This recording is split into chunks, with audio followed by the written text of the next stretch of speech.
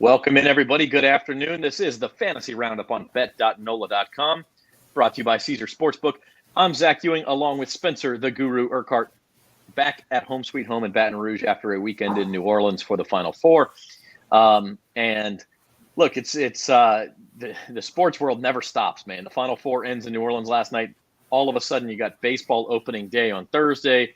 You have the Masters this weekend. NASCAR rolls on. The NBA has about a week left in the regular season, and then it's into the play-in tournament and the playoffs for the NBA. And listen, you got Champions League going on today. It just never stops, Spencer.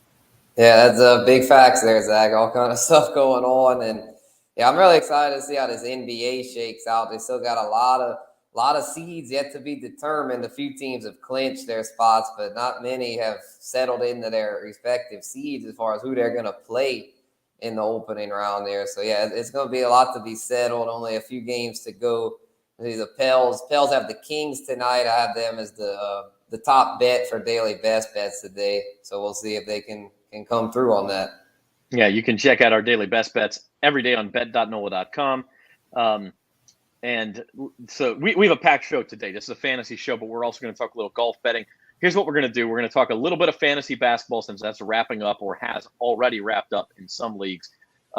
Then we're going to have Uncle Big Nick on to talk Masters, and I'm really looking forward to that. He's been on a crazy hot streak. Jim's not here, so we can talk some crap about Jim. And, it's just going to be very exciting for a good 20, 30 minutes talking about golf, your DFS plays, your betting plays, the difference in how you should approach those things. And then at the end of the show, we're also going to come back. We'll talk some fantasy baseball. I know we had our fantasy baseball preview last week, but we'll come back and do, maybe some things that have changed in your mind, Spencer, since then with the season starting Thursday. And then you've also got some dynasty football rankings. So a big jam-packed show here on the Fantasy Roundup. I do want to remind everyone that if you have not signed up for the Caesar Sportsbook app, you can do so at NOLA.com/Caesars. Your first bet insured up to $1,100. So you could make a big freaking Masters bet, man. You could bet a big Masters. They're all big numbers. I mean, the favorite is Jon Rahm at 10-1.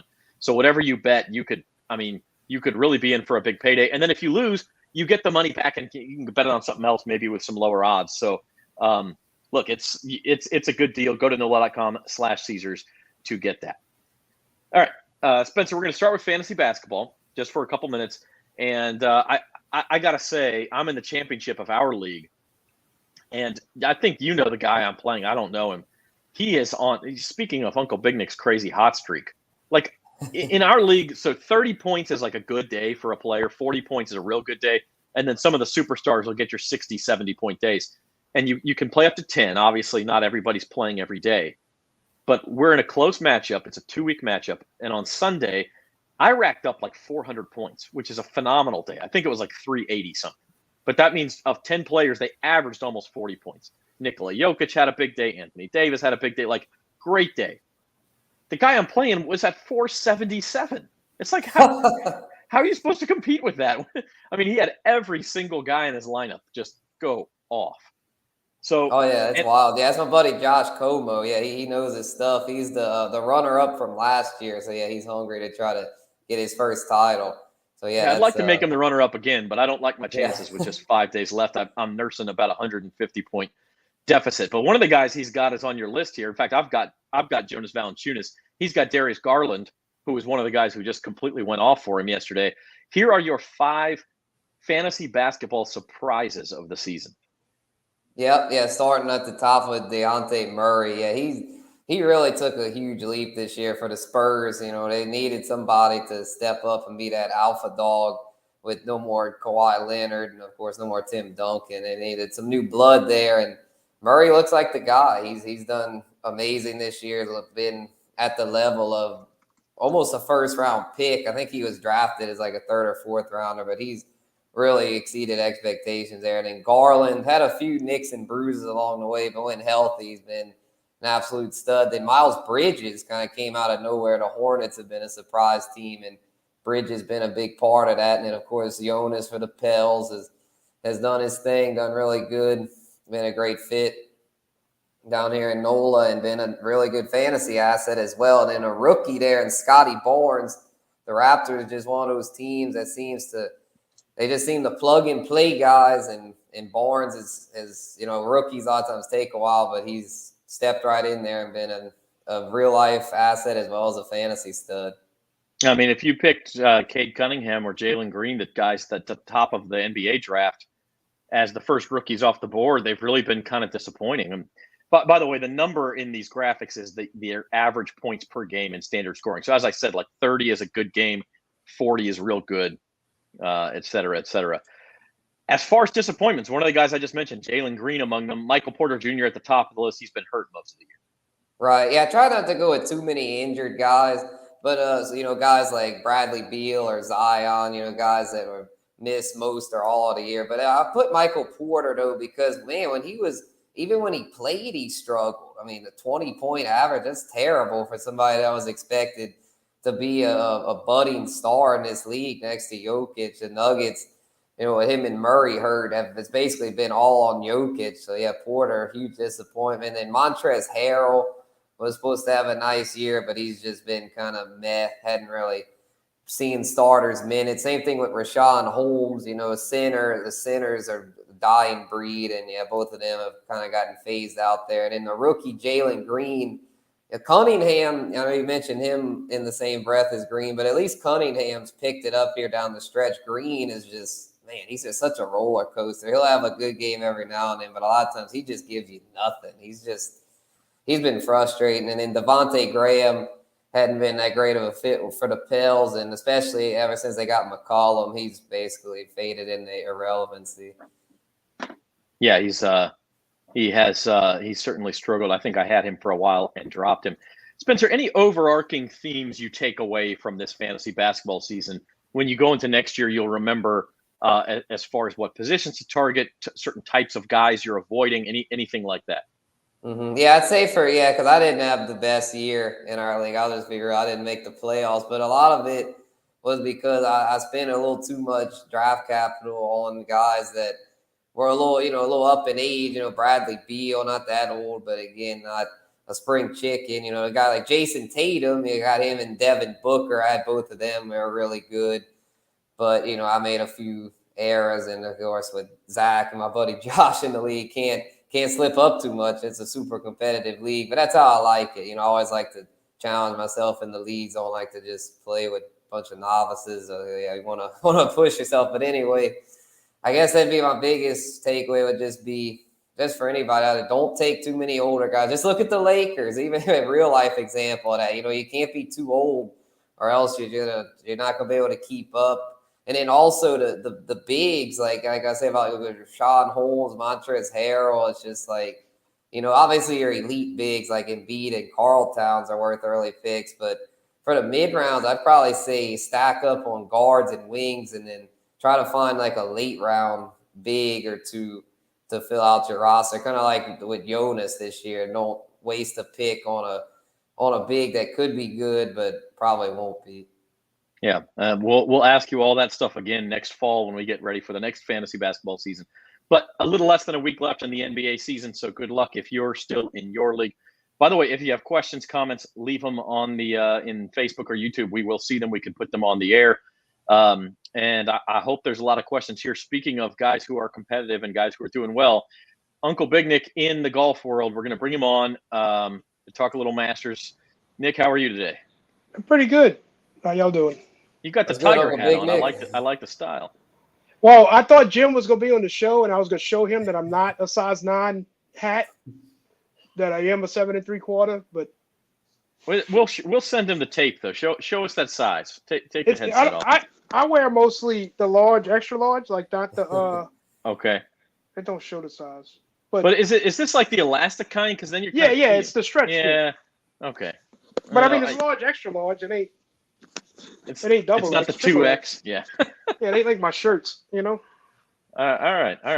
Well, I want you to speaking of caps, put your best Jim Derry cap on and brag a little bit here. What's your profit like since the beginning of the year on golf, both DFS and betting? It's been 30, 40 units. I mean, it's good. I mean, I've had 15 tournaments. I've had 6 winners, 4 seconds, which you don't get anything for second, but still 150, 160 players. You're getting first and seconds in there. I'm always up there on Sundays. The last 2 weeks in fantasy, I've hit 2 first place in smaller fields, 500, 600 people. This week I had 47,000 people. I finished top 50, and I was only 32 points away from the 200K, the big one, in first place. And no, it was just my guys played 1 under, 2 under over the weekend, not 3 under, 4 under. That's why I didn't move up over the weekend. All 6 of my guys made the cut, but it just didn't happen in the weekend. But top 50 out of 47K is pretty good. Well, and as we'll talk about as we go forward, betting on golf and playing fantasy golf it's a little bit different. You're just not going to pick a high rate of winners, and you can bet on top 10s and top 20s and things like that. But the idea is if you keep in the conversation, if you're getting those second places and getting a lot of guys to make cuts in fantasy and things like that, the idea is eventually you hit one. You need a little bit of luck on that particular weekend. Yeah, it's so much harder in my eyes to pick 6 guys that's going to do good for 4 days than pick one guy that could win. A winner could have a bad day. They could have a bad Friday, make the cut, and then make a run on the weekend. You have a bad day in fantasy, you in a big league like that, you're not. When you got 47,000 people, you're not gaining any ground. It moves hole by hole. I'll jump from 100th place to 2nd place in 3 holes. It's just crazy because you got so many people playing. And that's the thing, is like it's DFS, and so it's over in a weekend. But people who are used to season-long leagues in other fantasy sports, like, you don't realize every last shot is important on those things. Oh, so it's a sweat every Sunday. It's like just watching every shot. Well, let's talk a little betting first, and then we'll circle back to fantasy and kind of the differences between the two. But here are your Masters odds. We showed this yesterday on Bayou Bets. Odds have changed just a little bit. John Rahm, your favorite, 10-1. Justin Thomas, 12-1. You can find slightly different odds at different sports books. This is from Caesars. At the top of the list here, Nick, who are you on? JT is the only. Well, I see Rory. JT and Rory are the only 2 on this page that I really, really like. I've already bet them too. JT's does really well here.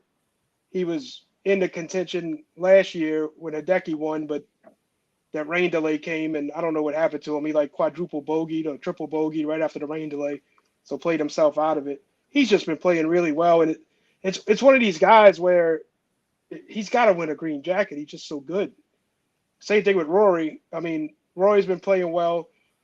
The course is going to be wet. It's going to be soft. I love Rory at courses like that. The only thing I don't like about Rory with this, and why I like JT more, is because Rory has never won a tournament where the score was under 10 under. He's always in the shootouts, and he's always winning shootouts. But these tough, 8, 9 under, tournament winners, he's never won one. And I don't think this is going to be a shootout. This ain't going to be a birdie fest. This is going to be maybe 9, 10 under winning this thing, All right. How about guys, somebody on this list who you're definitely staying away from in fantasy and betting? Just don't think he'll have a good week. Hovland. It's going to be a lot of around the green play, and he is terrible around the greens. It's going to be a lot of, chipping and playing around the greens, playing out of bunkers, stuff like that, and he's really bad at that. He's about the only one on this list I'm staying away from. Gotcha. So yeah, Nick, I know it's not on the list here, but I just wanted to address the elephant in the room. Tiger Woods' return. Do you think it's worth a shot, or it's just too much of a risk coming off injury? It all depends. If we're talking outrights, I am not betting him for an outright. Would anybody be surprised if he won? No. But I'm not putting my money on it. I'm putting my money on him making the cut, because I can see the cut being +4, +5, and because of the way the weather's going to be this weekend. And I think Tiger can shoot that in his sleep at the Masters. So, the thing about Tiger is what happens if he does shoot well. We get to Sunday and he's in the final 3 groups. You think the other people in them groups ain't gonna be just nervous as hell? with him lurking. Stomach goes to your throat at that point. Yeah, I mean, knowing how good he is at this course, I mean, it's just the anticipation is gonna be fun. Scott Van Pelt said that other players could play nude if Tiger plays, and nobody would even know they on the course. Right. Yeah, that's why I asked. About right. It's gonna be so much attention, surrounding him, especially if he can make the cut. So I yeah, love Tiger, but that's the only thing I don't like is that I'm not gonna be able to watch anybody I have money on because they're gonna show every shot, all the cover. They're gonna show him walking because that's gonna be a big deal. Can he walk the course? It's gonna be worse than normal. Tiger is on this second page of odds here, and he was 50-1 when we talked yesterday. He's 40-1 now. Of course, he says today, the quote was, as of right now, I'd be playing. So I guess that's where the odd shift comes in, and he's going to get a lot of public money. People who don't even know that they think he's going to win. They just want to have money on him in case he does. Have probably bet on Tiger, and so the odds drop. But between these guys, maybe there's another long shot out there you like, Nick. Long shots don't win the Masters a ton. Danny Willett being the only exception in recent history, at 66-1, I think it was. But what do you like on this second page? There's a couple I like here. I like Leishman. I really liked Neiman at one point, but Neiman is going to be in the group with Tiger Thursday and Friday, and I don't know if he can stand up to that pressure because, I mean, he's going to have so many people following him and watching him. And he played really well at Riviera, which Riviera to me is a good comp to the Augusta. So I really liked him. I just don't know if I can pull the trigger with him playing with Tiger. Finau I like. He's good around here. You're going to have to be long to win because, I mean, you're not going to get any run out. The green fairways are going to be wet. So Finau would have won last week if he could make a 3-foot putt. I mean, he missed like 4 or 5 3-4-foot birdie putts. And I just don't see that being sustainable. And he hits the ball well. If the weather gets too bad, Lowry's a good play here. A lot of these guys on this page, I'll be looking at live. Like Casey's example. Casey pulled out with a back injury of the match play. Casey's a good play here. I'm gonna bet him top 20, but I got to see if he's healthy. A lot of these guys with nagging injuries, I'm going to watch the first couple of rounds. So I was going to ask what it is you're looking for live. It's just the fact that, hey, they're healthy, they're not pulling out, and they're not dropping strokes left and right. Yeah, they're not dropping. Yeah, they're not pulling out. It looks like he's healthy. He's okay. Like you could tell the way the guy's playing. Bryson's on this. Yeah, Bryson's the same way, but I don't like Bryson at Augusta at all. So he's injured. Matsuyama's injured. Casey's got a nagging injury. That's all up in the air, guys. Anybody from the bottom of the page, and the name that sticks out to me is Tom Hoge. That just seems, I don't know that he's going to win, but 125-1 seems astronomically high for him. Well, Hoge, I mean, he's a debutant. He's his first time here. Yeah, he won at Pebble. I was on him at Pebble and won a lot with him. And I said then that I was going to bet him top 20 in every major this year. So I'm betting him top 20. He's been in horrible form the last 3 weeks. And I don't know what it is. I don't know what happened. Did the wind go to his head? Is he nervous about Augusta? But I am betting him top 20. I think top 20 is plus 350. So, I mean, you just got to finish in the top 20, Yeah, all sorts of different options for betting top 20, top 10. Top European player, top English player, top American player. I mean, there's all sorts of different props you can find on Caesars Sportsbook, and the other apps have different ones as well. So if you want to get into it, it's a great time to do it. The thing about golf betting, like I said on the Attitude, you could be wrong 9 times, but if you write the 10th person you pick, you're still winning money. Like you play football, you can't lose 9 football games, and just because you win the 10th, still make a profit. You could do that in golf. I could be wrong 9 times. And that's a good reminder. If you want more from Uncle Big Nick, he was on Datitude this morning with Jim. So, their hijinks will be there, and also a lot of golf advice. So, talk to us, Nick, about the difference between betting outrights, betting top 20s, and looking at DFS. What are the differences in players you're looking for as you build your lineup versus who you're going to bet on? When you're building a lineup, when you're picking an outright, it doesn't matter if all 3 of us had the same outright. You know, I mean, who cares if we all win? You know, we're not playing against each other. In fantasy, you're playing against each other. So you're trying to pick guys that you think's going to do well, finish top 5, top 10. You don't necessarily have to have the winner, although it helps. But I kind of look for guys that are not highly owned, especially right now in this condensed field. You only got 91 players. The top 50 in ties are making the cut. Then you're going to have, you got all the old, like, winners, Fred Couples, Langer. None of them guys are going to compete, you know. They're just there to be there. So you're going to have almost everybody's going to make the cut. So the way you find advantages is picking somebody that's 10% owned, 11% owned. You know, not like JT. JT's going to be over 20% owned in these big fantasy, you know, contests. So Rory right now is a projected 8% owned. I mean, do you think that JT is 3 times better than Rory? You know, I mean, that's the kind of things you got to look at. Okay, JT might win. Rory might finish top 5. You still gonna get almost the same amount of points. Are you now there are sites that project these ownerships. So that's where you're getting those numbers from. Yeah. Right. I mean, you can follow Twitter. You can follow all kind of sites that, you know, do projected ownership. You know, and that's what you got to look at. Gotcha. So Nick, when evaluating a tournament beforehand, do you look more at how the golfer has played recently, or do you look more at their history at that specific course? History at the course means a lot here. I mean, it's week by week. Weather plays a big factor on my fantasy lineups. Like, for example, at the Augusta this week, you're going to have your best scoring days are going to be Thursday and Sunday. The Thursday morning groups that tee off Thursday morning are going to tee off Friday evening. Your worst weather is going to be Friday evening. It's going to be 25 to 30 mile an hour gust.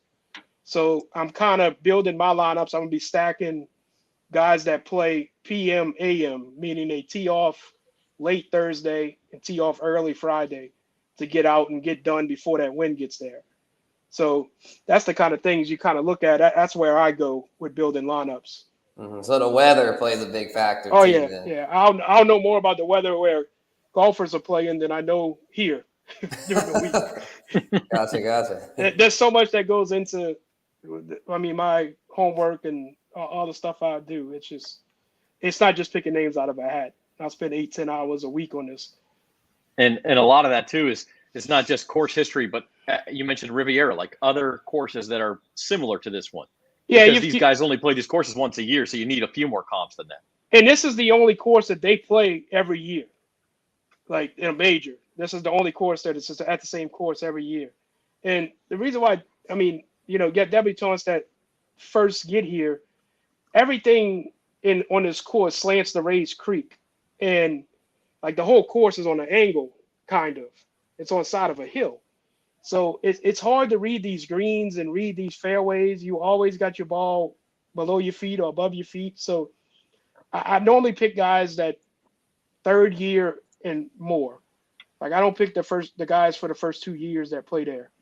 It's guys third year, fifth year, you know, stuff like that you got to look at. That's why I love JT so much this week, because you're going to have a lot of wind. You're going to have – he's got Bones McKay on the bag. Bones has played 12, 15 times here with Phil. So, he you know, he's going to have that in his back pocket, knowing where to hit the ball, where to miss. Yeah, just a little bit of everything to kind of talk about. And like you said, I mean, I've seen your sort of research sheets. It looks like a beautiful mind. I mean, you've got all these different numbers and different guys who are fit different categories for you. Oh, it's bad. Yeah, my 10-year-old yesterday, she said, "Oh, we got testing," because we go home and do homework. She said, "We got testing. You don't have to do schoolwork with me. You could just do all your golf homework now." So that's how bad it is at my house with golf homework. Yeah. Well, it pays off though, or at least it has this year. So here's talking about DFS now as we switch gears more to the fantasy part of it. You mentioned Rory, where Rory's an expensive price. I think the top price $11,000 on DraftKings. It's somewhat similar to football, but you're only picking 6 guys, so the prices are a little bit higher. So Rory's a high price, but you feel like he's worth it because the ownership will be low.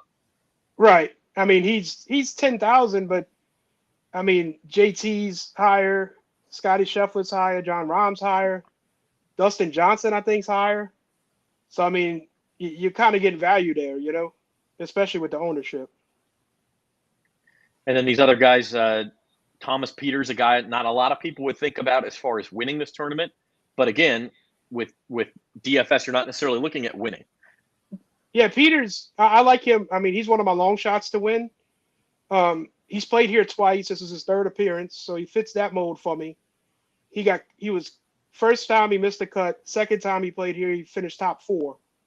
So he's one of them long ball hitters. He's going to hit it far. He's good with his long irons. He played really well in the match play. So I like the form he's coming into, and I like him in this. And he fits that PM AM mode I was talking about. So that's all in that, Yeah, one thing you've that we should mention when you play DraftKings for golf, you get like not all scores are created equal, and by that I mean if Rory and JT are both 8 under for the week, well in DFS golf, and correct me if I'm wrong, Nick, but I mean if one of them has 16 birdies and 8 bogeys, and the other one has 24 birdies and 16 bogeys, the 24 birdies is going to score higher because you're getting more points for a birdie than you lose for a bogey. Right, exactly. Or if you got eagles in there, yeah, you get extra points for bogey-free rounds. I mean, you get a bunch of extra points. And the thing on Sundays, like the first place gets 30. If you got a guy that's in first place, he gets an extra 30 points. Second place gets like an extra 20. So your standings matter when it comes to Sunday. Yeah, so of course where they finish is probably the most important thing, but how you arrive at that score could vary from player to player. Right. And like I was saying with the ownership, I mean, last week when I had that top 50 at 47,000, all of my 6 guys, none of them were over 14% owned, and they all made the cut. So, I mean, that's the kind of stuff. That's how you get yourself in the mix on a Saturday and a Sunday, in other words. Do you ever hedge when you are in a big DFS lineup where you have a chance to win a lot of money on a Sunday, hedge. and then you go in and bet a matchup and bet against a guy? I'm not a big matchup guy. I don't bet a lot of matchups. A lot of pros do. I just don't. I don't know why I don't, but I do it every now and then. I might do it for the Masters, but it ain't something I do every tournament. And I'm hardly ever a hedger. Jim always yells at me about that. But no, Jim's a big hedger. Jim gets scared. Oh, big time. He has no cojones at all. Sometimes you just got to let it ride, man. Yeah. All right, Nick, before we let you go, final thoughts on the Masters. People getting into golf betting for the first time, or maybe they've dabbled in it, but they want to get more into it. What advice do you have for them? I spent the whole month of December when they were off figuring out who to follow on Twitter and podcasts and stuff like that to find out who was full of it and who was real. And I found a couple of guys that are pretty real, and that's what helped me a lot. And so that's what I would suggest. I mean, Andy Lack is really good, and Rick Gaiman is the 2 guys that I follow religiously. Andy Lack had JJ Spawn last week, and that was a big hit for me. It was 150 to 1. So I mean, it's finding the people that know more than me. I'm learning a lot. I mean, it's been since January. I could do this on my own now, but it's helpful. I do mine, and then I compare it to them, and then if it's right, it's right. That's the way I feel. And that's the thing about fantasy. I'm playing against those guys, so I mean, it's a lot. Yeah, you can't just parrot what they do. Right. They're not going to give you their exact line. They're not giving you. They're not giving you the keys to the kingdom. They don't care about outrights. Like I said, everybody can hit an outright. It's great. It's like playing blackjack. You're just trying to beat the dealer. Like, you don't care if your guy next to you gets a good hand. Yeah, no, absolutely. It's a whole new world out there, and I'm with you. I'm learning as we go too. So, Uncle Big Nick, we appreciate the time. Good luck this week, and we'll have you back soon. All right, thank you, bud. All right, thanks, Nick. Thanks, Nick. That's Uncle Big Nick. He's talking Masters. And again, if you want more, he was on Datitude this morning with Jim Derry. That's available on bet.nola.com, also on all major podcasting platforms, Apple Podcasts. I always forget the names of these things. You people know who they are. Yeah. Spotify. If you have a podcasting platform, Datitude is on it. That new episode dropped this morning, so check it out. Let's move forward. We talked a lot of golf, and it's a big week for golf. It's also a big week for baseball, Spencer. Opening day is Thursday. You get to wake up, watch the Masters. Maybe you stream it at work. You got that little window you can click to cover up the live stream if you get in trouble for that sort of stuff at work. And then in the afternoon, you get some baseball games. And when you go home at night, you got a lot of baseball on that night. So fantasy baseball, of course, starting up too. And one thing we asked, we had our fantasy baseball preview show, a full hour of fantasy baseball with myself and Spencer and Jim on, I think it was on March 27th or something like that. It was on a Friday. And so check that out on bet.nola.com. I'll link to it in the description for this video as well. If you want to know the full rundown of Spencer's rankings and guys we're targeting in drafts and all of that sort of stuff. My guess would be at this point, most leagues have drafted. So we will, sure. Maybe there's a couple here tonight or tomorrow night, or maybe even over the weekend, you just toss out the first weekend of games. But for the most part, most people have drafted. And so what I did, Spencer, was ask you to come up with a few guys that you're a little bit higher on than you were a week and a half ago, and a few guys you're a little bit lower on. And some of that is injury based, some of that is spring training performance based, although I personally don't put a ton of stock into spring training stats. But basically, guys, maybe you go target in trades or go see if they're on your waiver wire, or guys you might look to give away. And so first, the guys that we're looking to add, and most of these guys, maybe at least the top three names were probably taken in your draft if it was any time in the last week or two. But those top two guys, hot prospects, who just in the last 24 hours both found out that they are going to be on the opening day roster. Right, yeah, Bobby Witt Jr., Julio Rodriguez, 5-tool potential for both of these guys. Glad to see that the new CBA is somewhat motivated these teams to get these young studs up right away, because on the old one, there may have been a chance they would have sent them down a few weeks to manipulate the service time, but they're up and ready to roll. I think they're going to both be startable fantasy assets right out the chute. And then Craig Kimbrell getting traded to the Dodgers was big. He goes from a setup man to a closer. And for those that play 5x5, obviously being a closer on a good team like the Dodgers, he's going to rack up a lot of saves and be a valuable piece. Then the last two, Joe Ryan, been on the rise for the Twins. He's going to be their opening day starter.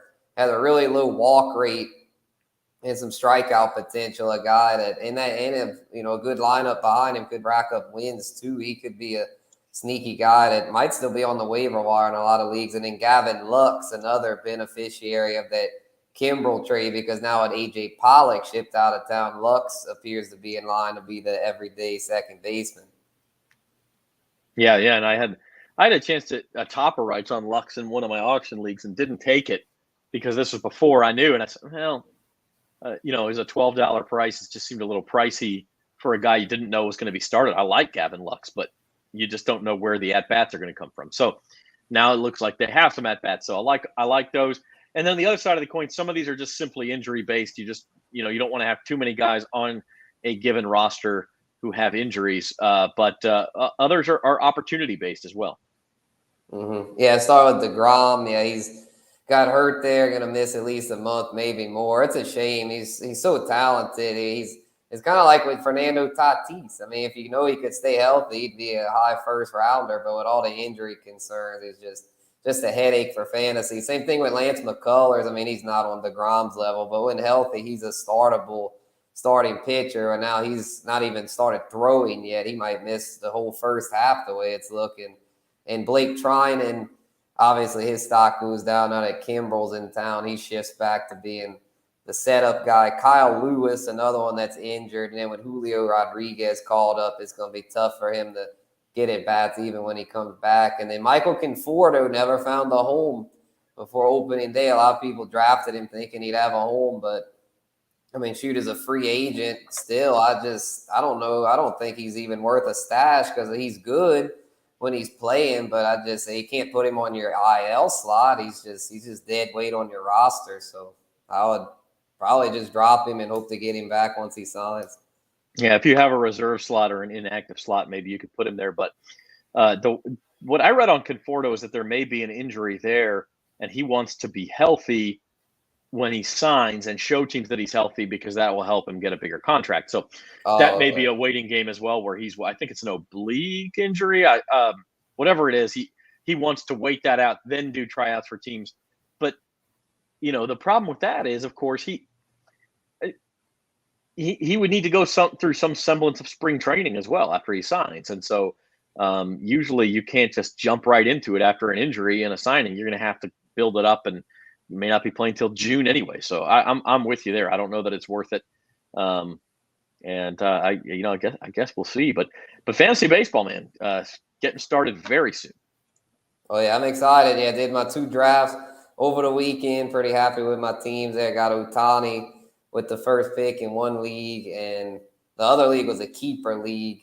Didn't have any like superstars in that one because I was taking over an orphan team, but pretty solid squad overall. Gonna have to scratch and claw my way up the totem pole there. Yeah, absolutely. That's sometimes the way it goes with those keeper leagues. Well, last but certainly not least, we do want to have some fantasy football talk. We have Spencer the Guru's Dynasty Football Rankings here on the Fantasy Roundup. We are brought to you by Caesar Sportsbook. We're going to dig right into those. And Spencer, just to clarify for those who may just see the rankings, these are not your rankings for next season. These are rankings for Dynasty, meaning multiple years of ownership. Correct. Yeah. So on a lot of the if you're younger, you're gonna be favored, and if you're a little older, you're gonna probably be lower than you will be for redraft leagues. Just for 2022, this dynasty is it's a dynasty leagues as far as leagues that, assuming you can keep them together, will last for the next decade plus. Right, and so here we go with the quarterbacks, and again, I mean this is actually probably pretty close to what your quarterback list looks like anyway, because there are so many good young quarterbacks in the league. Yeah, exactly. Yeah, the first 4 will probably be the same order as I'd have them in redraft. Josh Allen, the top, the rushing ability on top of the passing, and Mahomes, Herbert, Burrow, all elite passers. Kyler Murray's tough to gauge. I mean, he could be in that tier, but he's also, he didn't run as much last year, and he's so inconsistent. And him and Lamar Jackson are very interesting. Dak, I feel, is a pretty safe play. A lot of people probably would say, "Oh, you should have Lamar and Watson over Dak," but I feel like Dak's in a more favorable system. Watson there at Cleveland. Kevin Stefanski's a run-first guy. I know they paid him all that money, but I don't expect Watson to light the world on fire for fantasy. I think he'll put up numbers, but he's not gonna be the gunslinger type passer that he was in Houston. And then the bottom 4 there, Russ in Denver, he sees the stock up. He's getting a little up in age though.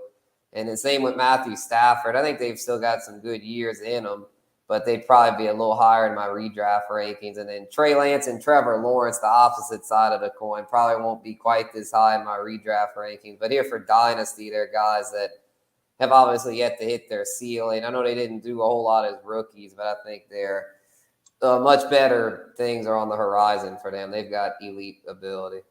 Yeah, I like the pick of Lawrence because I just don't think last year was a fair opportunity. The talent around him was no good. The coach situation was an abject disaster, as we all know. We won't get into that, but I think he's still the same guy who was the unanimous choice to be the number 1 pick in last year's draft. And by the way, the NFL draft is coming up here in 3 weeks from Thursday, and there will probably be some guys added to this list from that draft. Yeah, especially for the running backs. I know Breece Hall's ranked pretty high. He might crack the top 12 for the running backs for sure. And then the receivers are good.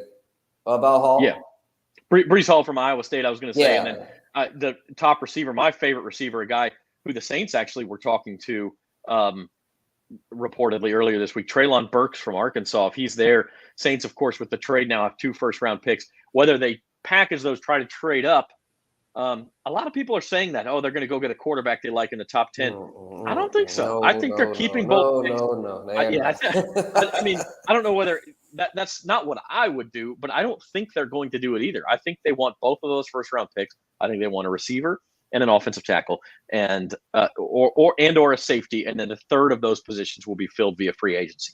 So in the next 3 weeks, they'll sign one of those three positions, a starting caliber player through free agency, and then the other two positions I think they're looking at in the first round at 16 and 19 in the draft.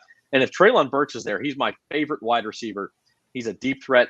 You put him opposite Michael Thomas, I think you've got a real dynamic duo there. So anyway, that's all speculation. We don't know who will pick whom, but that is what I'm looking at right now. Running back, Spencer, your rankings, and I think this is where, of all these lists, where you probably would get the most argument from people. Oh yeah, I posted them on Instagram a few days ago, and yeah, the guy that I probably got the biggest flack for was having DeAndre Swift up at number 4.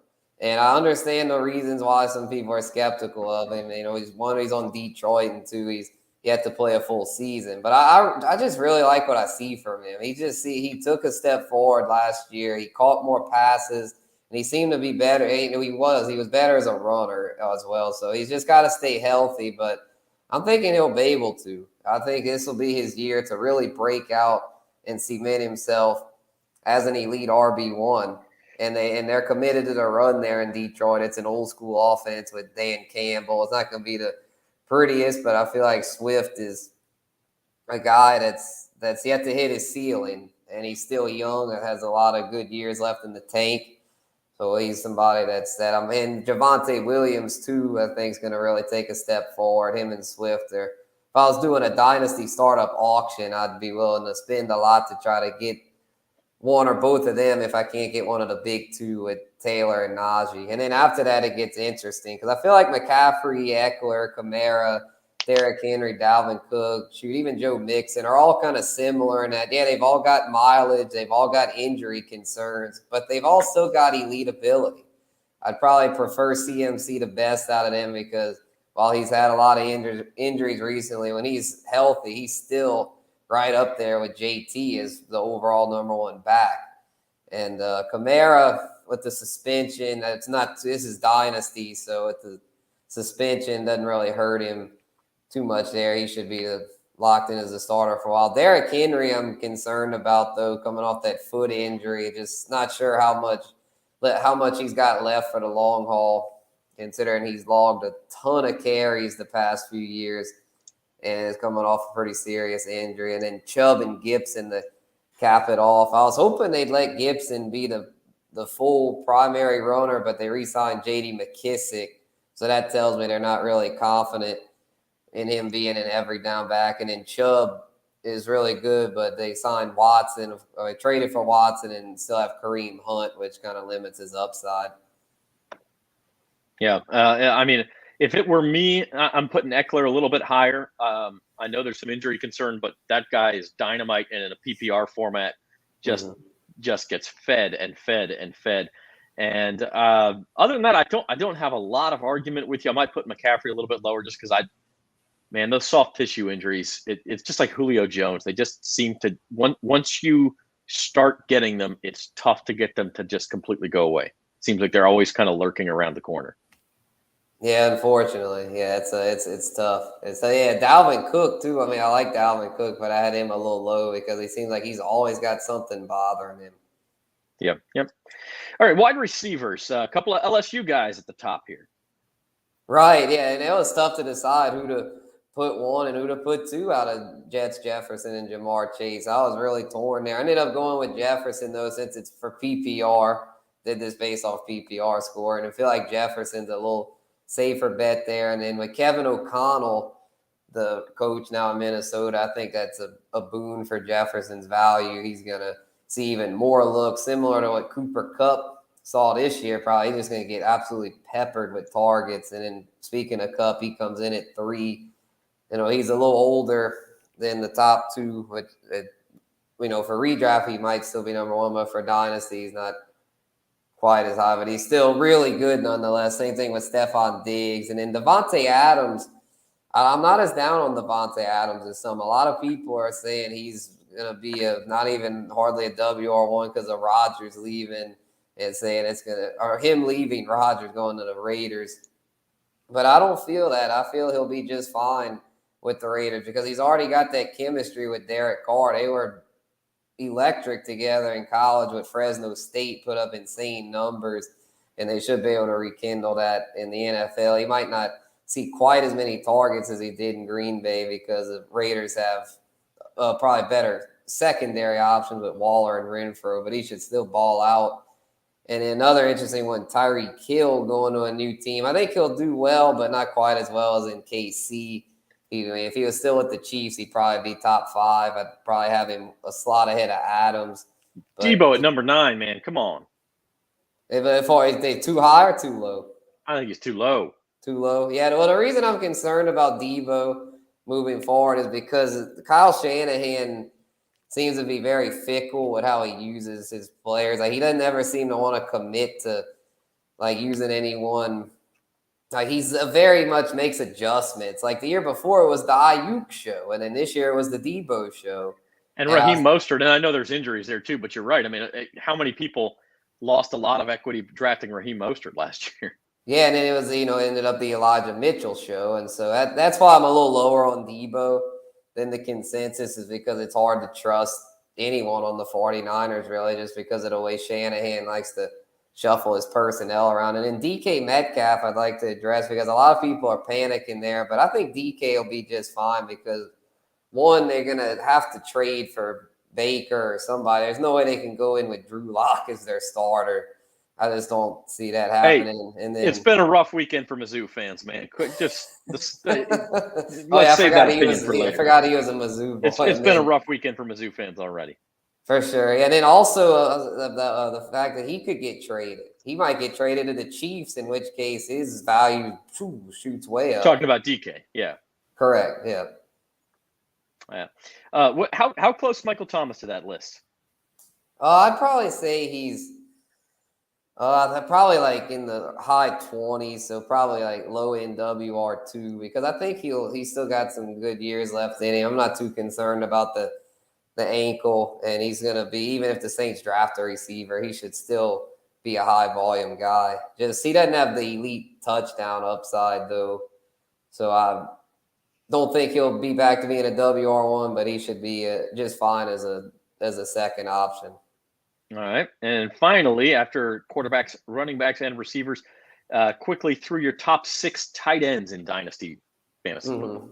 Yeah, I only put 6 because I feel like the next, like after these 6, it's kind of like, I mean, yeah, if you have them, cool. But these are the 6 that you really need to, always make sure to keep if you're in, like, even not a full-on dynasty. Like, even if you just keep like 6 or 8 guys, like these guys are worth keeping. Pitts, of course, at the top, being that he's yet to hit his ceiling. Already had 1,000 yards and is now the sole relevant receiver there in Atlanta, with Calvin Ridley acting the fool and suspended.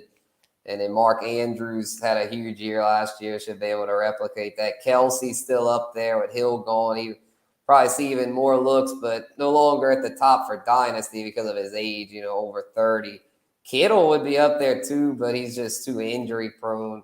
But even with that, when he's healthy, he's a beast, so he's got to be on the list. And then Hawkinson and Waller to round it out. Hawkinson should continue to get better. Hopefully his health isn't too much of an issue like it's been the past couple of years. And then Waller, really good, but with Adams there, it kind of limits his upside. Absolutely. So those are your Dynasty Fantasy Football rankings. You can check out Spencer the Guru on Instagram, and he's got those posted. We'll also have lots of fantasy football content throughout the summer on bet.nola.com. And you can check out our Masters covers this week. We'll have some baseball stuff up tomorrow as well. And Spencer, it's just a darn good time of year to be a sports fan or a fantasy sports player. Oh, yeah, it sure is. It sure is. Yeah, this I also want to say I have my mock draft coming out soon. I'm going to start my scouting reports. And I start watching film here. I know our boy Devin Jackson's already up on that, but I have to brush up on that myself, start evaluating. I mean, I've already started somewhat, but, really going hard with evaluating these guys and seeing where these rookies are going to land. And yeah, we'll see where they go. A lot of it, because with fantasy, a lot of it comes down to landing spots. So hopefully these talented guys like Brees Hall, Trey Burks, Chris Olave, Garrett Wilson, Drake London, hopefully they can land in good spots so they can have even more reliable fantasy options out there. Yeah, it's a great point because, like, I look at last year, I'm not so sure Najee Harris was the most talented running back in the class. I think I'd take Javonte Williams over him. I might take Michael Carter over him. But neither one of those guys was the full-time starter, at least to begin with. And Najee Harris not only was the full-time starter, he was a full-time starter for Mike Tomlin, who loves to run the ball anyway, and especially when you got a quarterback who couldn't throw the ball more than 10 yards downfield. And all of a sudden, Najee Harris was the usage machine. So, yeah, I mean, absolutely the landing spot matters. I'll tell you what, our next fantasy roundup show will be right around draft time. It'll either be right before the NFL draft, right after. We'll talk about some of those landing spots and have a more concrete idea of how those dynasty rankings change. And then we'll start hitting it hot and heavy in the summertime. Sounds like a plan.